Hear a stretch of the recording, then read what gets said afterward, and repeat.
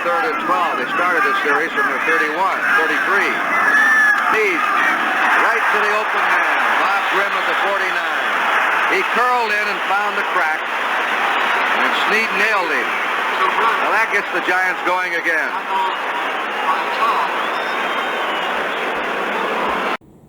Well, hello. Thank you so much for taking time out of your day to check out this video. And welcome to the Gridiron. And before we get started, I just want to say thank you so much to everyone out there who's been watching my videos. Thank you. If you can maybe give this video a thumbs up or possibly leave a comment below or maybe even share this video, it would mean so much to me. But at least anyway, thank you so much for just taking time out of your day to check out this video. Thank you. Well, there's a couple different articles. And I'll leave the links below if you want to check them out. There's like 8 different candidates that the Giants could, possibly think about for a defensive coordinator. Now, obviously, there's been 2 at the top of the list that have been really circulating. But with these articles, there's a grand total of 8. Article's got 5 names. The other one's got 4 names, which is 9. But one article has got the same guy in it, so there's a grand total of 8 different names on here. Some, were the 2 prominent ones that the Giants, quite possibly consider. There's a couple other names that certainly make some sense, and then there's like 1 or 2 obscure names and all. So I'm just going to go over them all, and if you want to just check out the articles, that's all. But the first one is Dave Merritt. Okay, now maybe not a big time name, like Patrick Graham or somebody like that, but he was a coach for the Giants from 2004 to 2017.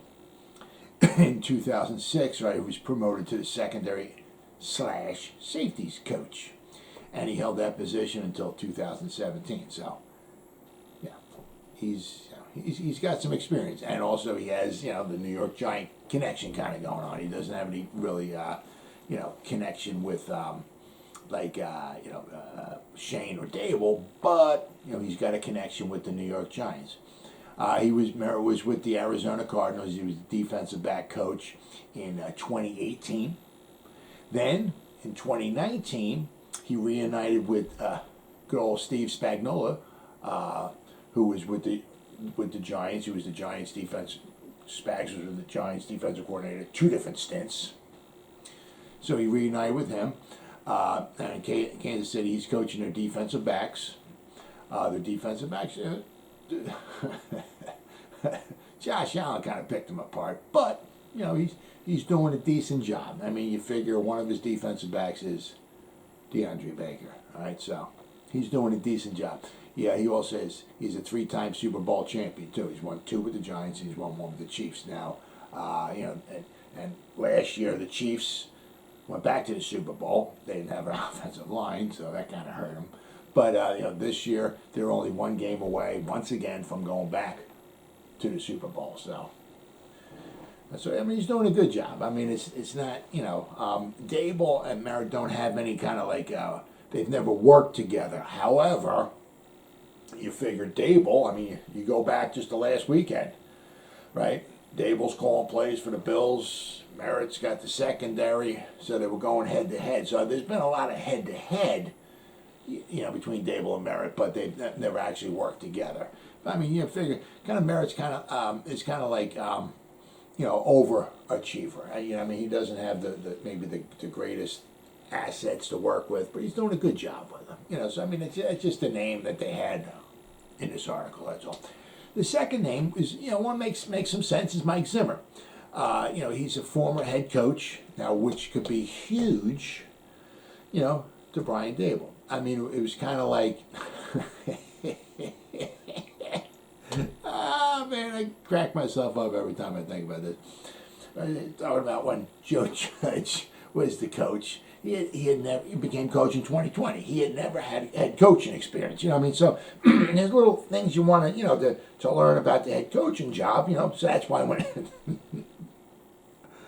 I had Jason Garrett here, Jason Garrett was the head coach, so coming here, he can maybe help out Joe Judge, with certain parts of being a head coach. Just a little head coaching experience, just maybe to help him out. Well, it's the same thing with Mike Zimmer.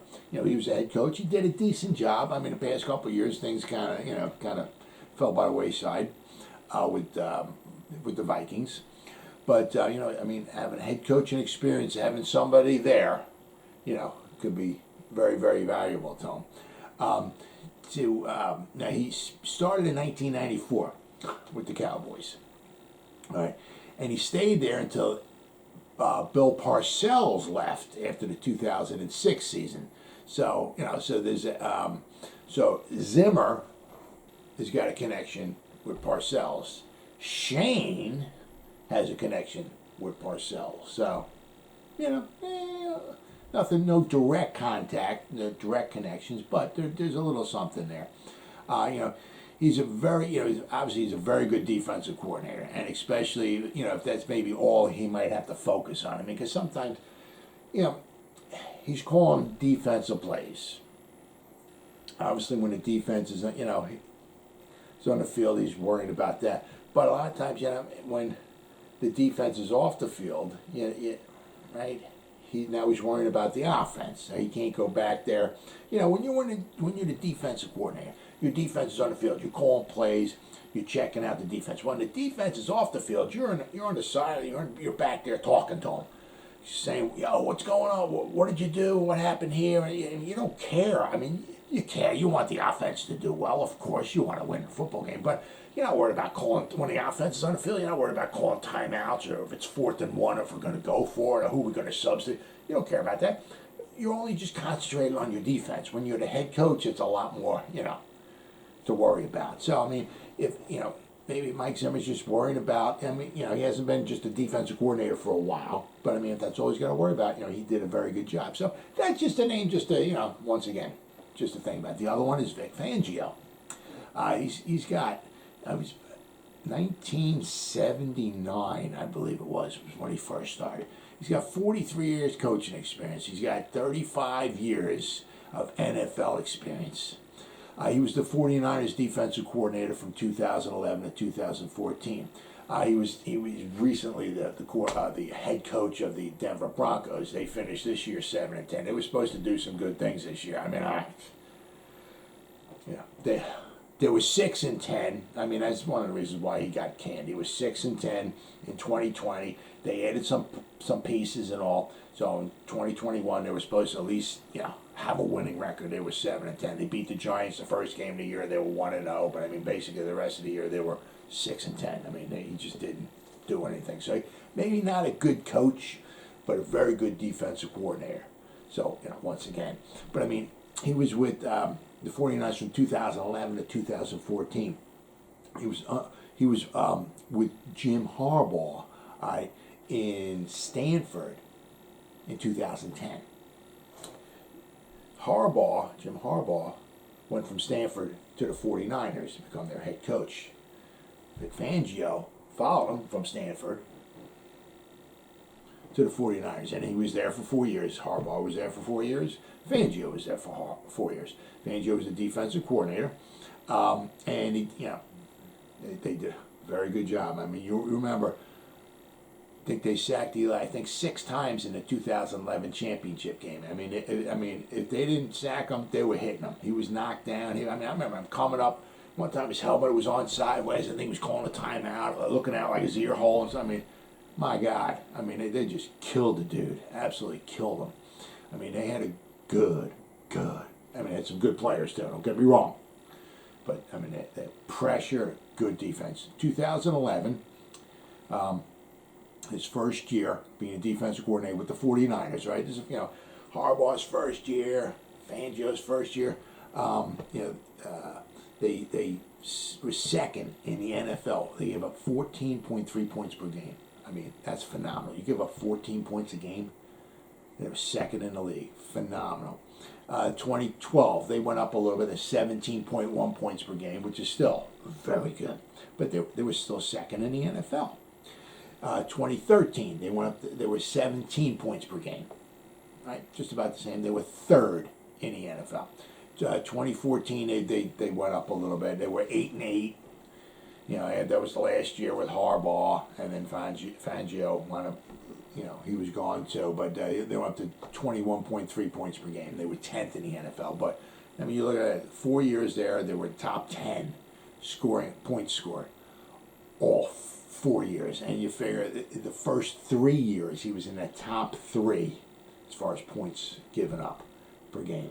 The 49ers. So maybe not a great head coach, but a very good defensive mind. So that's just somebody else. I mean, just to think about. I mean, obviously, Daboll and Shane, they got their list. Maybe the defense coordinators. Maybe he's on there. Maybe he's not. Who knows? But just somebody else to think about. Then there's a couple of other names. There's Al Holcomb from the Panthers. Right? He's the Panthers' defensive run game coordinator. One thing I like about him, very cool. He was born in Queens, New York. So was I. Yeah, love it, baby. 1964. But he was also the Giants' defensive assistant in 2009 to 2012. Right. So he was there when they won Super Bowl 46 against the Patriots. So he's got that. He's got the one Super Bowl ring. He has over 25 years of experience of coaching experience.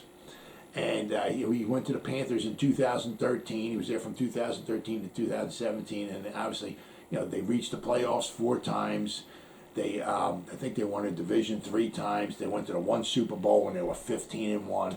They had a very good defense then. I mean, Luke Kuechly was an important part of that. But I mean, all in all, they had a very good defense. I mean, that's just one of the obscure kind of names just to keep, keep in mind. Then there's Jim Leonard. This is the most obscure name that I've seen. I mean, there's probably a boatload of guys out here like this, but I mean, in this one article, they got Jim Leonard, the Wisconsin defensive coordinator. All right, and he's also the safeties coach. He's twice been nominated for the Broyles Award in 2017 and 2021, and that award winds up going to the top assistant coach in college football. So, I mean, it's just one of the obscure names they had in this article. Yeah. I mean, I don't know where they get these, sometimes where they get these names from, because there's like absolutely no connection whatsoever. I mean, with Shane or with the Giants or with Daboll, nothing. With the Bills, nothing. You know what I mean? So, I don't know where to get some of these names. But, I mean, if you start breaking it down, I mean, if you go throughout college football, I'm sure there's a lot of good, decent candidates, but I don't know if they're going to want to take somebody from the college ranks and bring them in and to be their defensive coordinator. I don't know about that. Then the other one is they got Chris Richard. He's the Saints defensive backs coach. He took up coaching in 2008. All right, so I mean this guy, a little maybe obscure name, but he was in 2008 with USC with Pete Carroll. All right. Then he followed Carroll to the NFL with the Seahawks from 2010 to 2017. I mean, right now he's the Saints defensive backs coach. All right, but he was with the Seahawks for 8 years, 2010 to 2017. He was the Seahawks defensive coordinator for the final 3 years, from 2015, 2016, and 2017. But from 2012 to 2016, those 5 straight years, right, two of those years, he was the defense coordinator. But from 2012 to 2016, the Seattle Seahawks, their defense ranked in the top 5 all 5 seasons. Now, they had, there was the Legion of Boom. They had the one Super Bowl. They kicked the living crap out of Peyton Manning and the Broncos. That was 43-8, which was in New Jersey, right? But, he had some phenomenal players. Absolutely unbelievable players there. But, I mean, he's just one of the obscure names. But, I mean, he was the defensive coordinator for 3 seasons for that team, and they did very, very well. So, just one of the names. So, there's basically kind of like 6 names. Then we go to the 2, all right, that been pretty much on, everybody's been pretty much sharing. One is the Giants, Patrick Graham.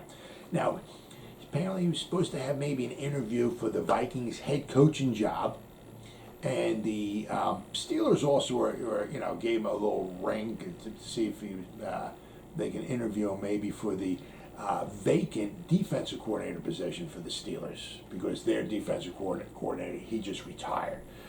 Now, Patrick Graham has also shown interest in possibly staying with the Giants. Now, there's really no, I haven't heard anything yet what's going on maybe with Graham, but he's top of the list. I mean, obviously him and this next guy I'm going to get to the top two. But the 2020, we had a very bad offense. The defense did a very good job, very nice job. They slipped a little in 2021. All right, some of that, like in baseball, what you like to do is, especially defensive-wise in baseball. Obviously, in baseball, offensive, you want to have guys that can hit for average and all of that, and home runs, and But defense, what do you want to do? And at baseball, you want to be strong up the middle. You want to have a good catcher, good center fielder, good shortstop, good second baseman, and it helps if like Greg Maddux, that dude every year won a frickin' Gold Glove. I mean, he was phenomenal. Certain pitchers are just phenomenal, at defense, and that helps too. But being strong up the middle is huge in baseball. And what happened to the Giants from 2020 to 2021? I mean, they lost a little up the middle. They lost Dalvin Tomlinson.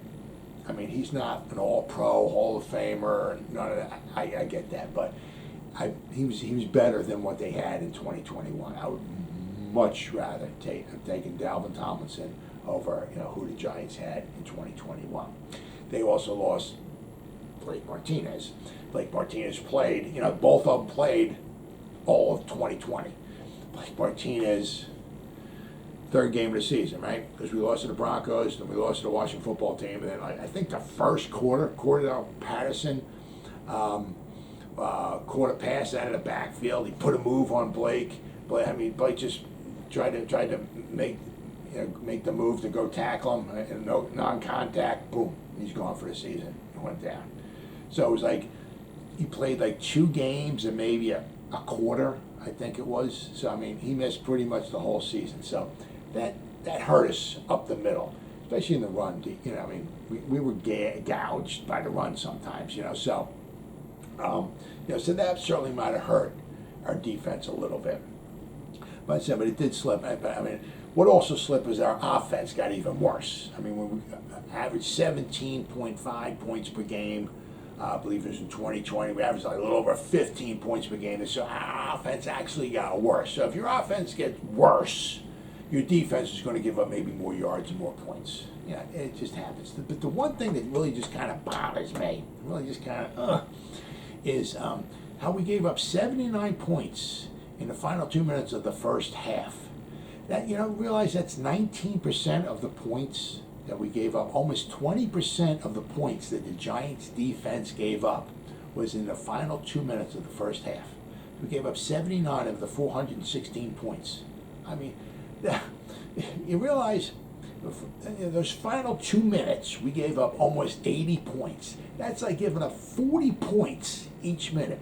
You realize if we gave up 40 points every minute of the football game throughout the whole season, we would give up 24. We would give up 2,400 points. If you give up 500 points defensive-wise, that's horrible. But you can imagine giving up 2,400 points. We give up 40 points every minute during the season, over the course of the season. We gave up like almost 80 points in 2 minutes of a football game throughout the whole season. Something has to be done. Be done with that. That's something that needs to be solved. But so Patrick Graham, I would be certainly more than happy if he stays on. Absolutely love the guy. So if he stays on, he's got familiarity with the guys. They love him, the familiarity with him. So if he stays on, that would be freaking fantastic. The other one, the one that is that I'm hearing a lot is Wink Martindale. Now, apparently, there was some type of little difference, little philosophical difference between him and Coach John Harbaugh. They kind of agreed to part ways. Now, what kind of happened was kind of like last year. The Ravens had a few injuries. I mean, the Ravens were decimated with injuries throughout the whole team. I mean, they were decimated. Well, they had some injuries on the defensive side of the ball. So then what kind of, Martindale was trying to do was to compensate for the loss of some of the players. He tried to play a little more aggressive in some areas, from what I was reading. And they wound up getting burned sometimes, because if you got maybe guys that maybe don't have as much experience, or maybe just aren't that talented, and you start playing aggressive, it might work out sometimes, But, sometimes you're going to pay the piper, and apparently that's what wound up happening. And, they got burned. They gave up a lot of long plays, a lot of long touchdowns, and, they said the defense definitely slipped a little bit this year. So apparently, I guess that's kind of what happened. I mean, they kind of disagreed, and, I guess, So Martindale's a free guy. But the 2018, the Ravens defense, right? They were tops in total defense in 2018. In 2018, they were second in scoring defense. Very, very good. In 2019, they were fourth in total defense. They were third in scoring defense. And in 2020, they were seventh in total defense, and they were second in scoring defense. So, I mean, the guy's a good coach. He's a good coach. I believe he's 58 years old. He's a good coach. Patrick Graham is a good coach. I mean, some of these other guys are a little more obscure, but some of the guys make sense. But the two guys that keep your name, keep your heads out on, was Don Wink Martindale, and the other one is Patrick Graham. I think those are the top two guys to look for as far as the defensive coordinators for the New York Football Giants for the upcoming 2022 season. Well, as always, guys, thank you so much for taking time out of your day to check out this video. You guys stay safe out there and go Giants! Woo!